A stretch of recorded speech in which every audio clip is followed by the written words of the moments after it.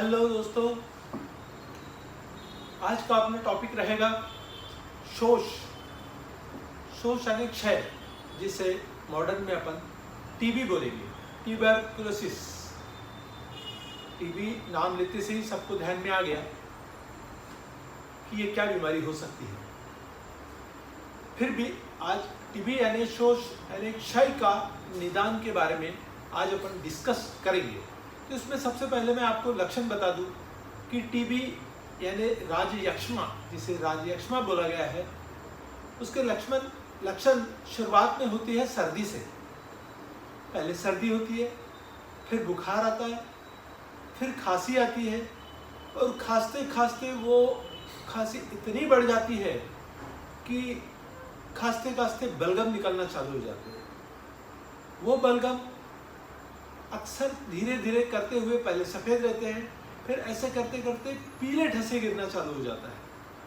पूरे बदन में दर्द होता है, फीवर 102, 3, 5 तक रहता है। आदमी का वजन कम होना चालू हो जाता है, भूख नहीं लगती, खाना नहीं चलता, बुखार थोड़ा थोड़ा कम ज़्यादा रहता है।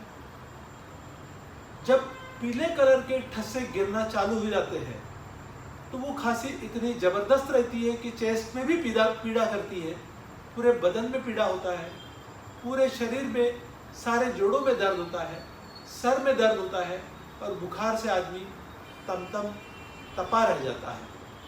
जब ये पीले कलर की ठस्से निकलते रहते हैं तो कभी कभी इसमें ब्लड आ जाता है, थोड़ी सी ब्लड के रेशे या थोड़ा सा हल्का सा बूंद ठसों में चिपका हुआ दिखता है।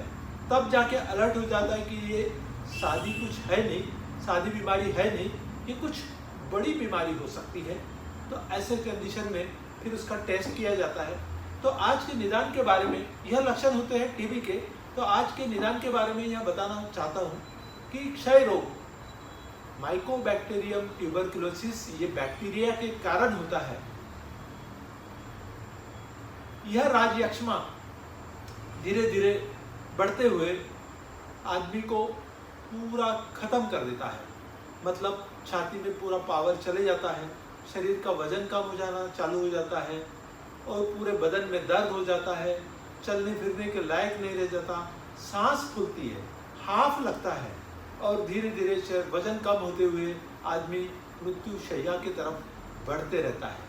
तो आज इस डिसीज़ का अपन निदान करते हुए यह बताऊंगा कि मॉडर्न साइंस में क्या बोला गया है। इसका निदान करते हुए चेस्ट एक्सरे, सबसे पहले तो इसका चेस्ट एक्सरे किया जाता है लंग्स में,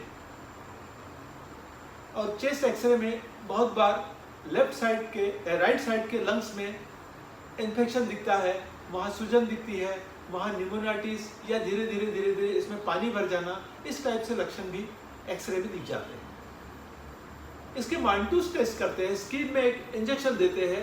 तो जब उसकी लेंथ बढ़ जाती है 24 घंटे के अंदर या 48 घंटे के बाद उसका डायग्नोसिस करते हैं, उसे मांटूस टेस्ट करते हैं। तो मांटूस टेस्ट अगर पॉजिटिव आती है तो माइकोबैक्टीरियम ट्यूबरकुलोसिस ये बैक्टीरिया शरीर में हो सकते हैं, ऐसा एक डायग्नोसिस हो जाता है।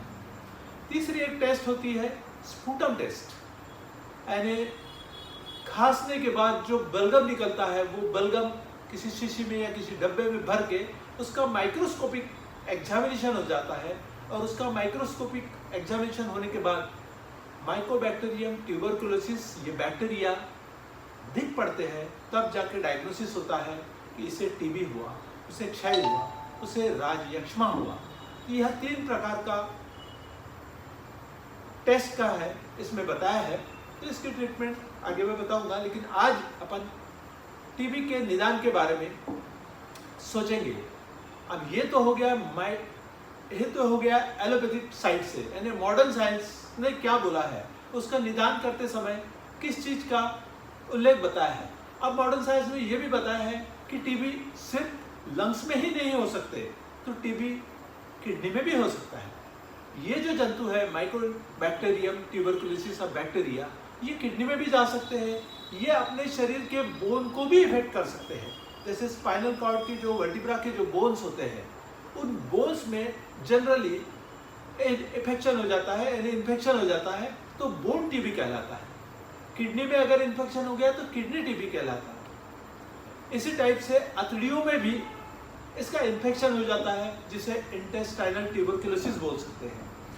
यही टीबी ब्रेन सेल्स में जाके, इसके जो जंतु है ब्रेन में जाके ब्रेन टीबी भी तैयार कर सकते हैं। तो टीबी बोलने से अपने को सिर्फ चेस्ट टीबी यही ध्यान में आ जाता है, क्योंकि 90% पेशेंट लंग्स के टीबी के कारण ही पाए जाते हैं। लेकिन अक्सर प्रैक्टिस में intestinal tuberculosis, bone TB, kidney TB इस टाइप से भी, या ब्रेन टीबी इस टाइप से भी 2 से 3% के लोग या पेशेंट पाए जाते हैं। ये तो हो गया मॉडर्न साइड। अपन आयुर्वेद क्या बोलता है, चरकाचार्य जी क्या बोलते हैं कि टीबी क्यों होता है, किन कारणों से होता है, यहाँ इस बारे में अपन डिस्कस करेंगे। तो चरकाचार्य जी ने विशेषतः 4 कारण बताए हैं। एक कारण तो है साहस, अति साहस करने से भी टीबी हो जाता है। दूसरा कारण बताया है संधारण, यानी शरीर के अंदर जो अपने जो रस, रक्त, मांस में अस्थि मज्जा जो सप्त धातु होते हैं, वो सप्त धातु को क्षय हो जाना, वो अलग अलग तरह से। दूसरा एक कारण है। तीसरा कारण है क्षय, और चौथा कारण है विषम भोजन। तो ये 4 कारणों के कारण चरकाचार्य जी ने बताया है कि क्षय यानी राज्यक्षमा यानी ट्यूबरकुलोसिस हो सकता है। यह 4 कारणों को अपन विचार करेंगे। तो सबसे पहला कारण बताया कि क्षय, साहस। सबसे पहला कारण है साहस। साहस यानी अपने शरीर के अंदर जो शक्ति है उससे ज्यादा कार्य करना। जैसे कोई जिम में जा रहा है और कोई 22 साल का या 25 साल का कोई लड़का है, उसका वजन अगर 50 किलो या 52 किलो ही है, और वह जिम में जाके कोई एक्सरसाइज कर रहा है, जिम ट्रेनर बताता है कि आप 5 किलो उठाओ, 10 किलो उठाओ, 20 किलो उठाए, बड़े मुश्किल से ये 15 या 20 किलो तक उठा लेता है। लेकिन मुझे ऐसा लगता है कि नहीं, मैं 25 किलो भी उठा सकता हूं।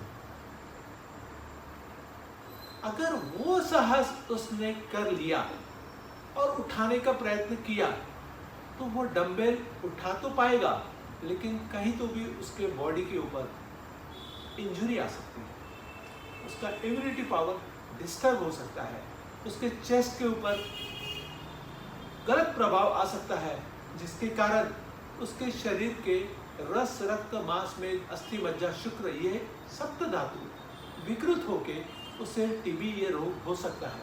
यानी साहस के लेवल से भी ऊपर अगर काम किया जाए, जिसे किसी को शोक है, किसी को भय है, किसी को चिंता है, उनको भी यह रोग हो सकता है। क्योंकि चिंता से शरीर घटता है, भय से शरीर घटता है, शोक से शरीर घटते रहता है, मतलब अपने सप्त धातु क्षय होते रहते हैं।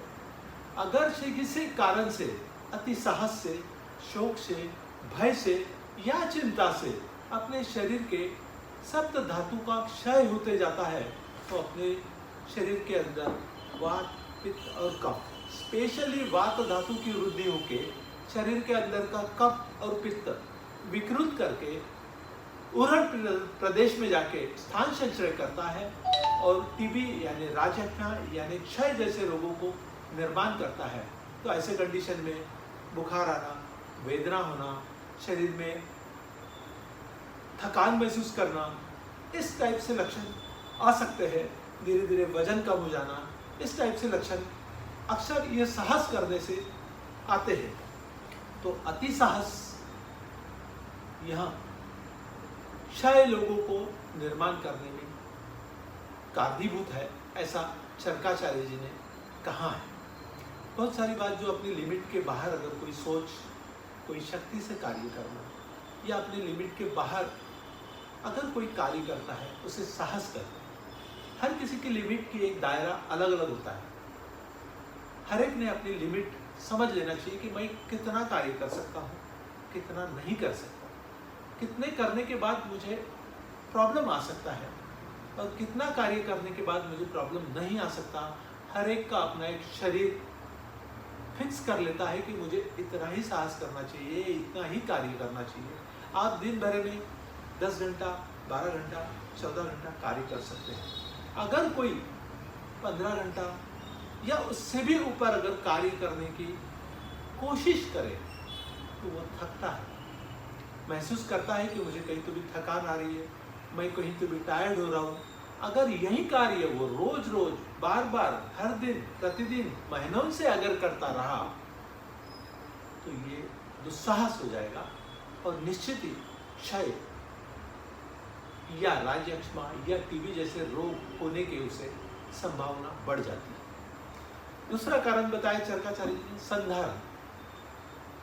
अपने शरीर के अंदर जो रस, रक्त, मांस, मेद, अस्थि, मज्जा, शुक्र, यह सब तैयार होता है अपने आहार के कारण। तो अपने शरीर के अंदर रस का, धातु का अगर क्षय होने लग गया तो उत्तरोत्तर धातु का क्षय होते जाएगा और धीरे धीरे शुक्र का क्षय हो जाएगा और उसके बाद में क्षय रोग हो सकता है।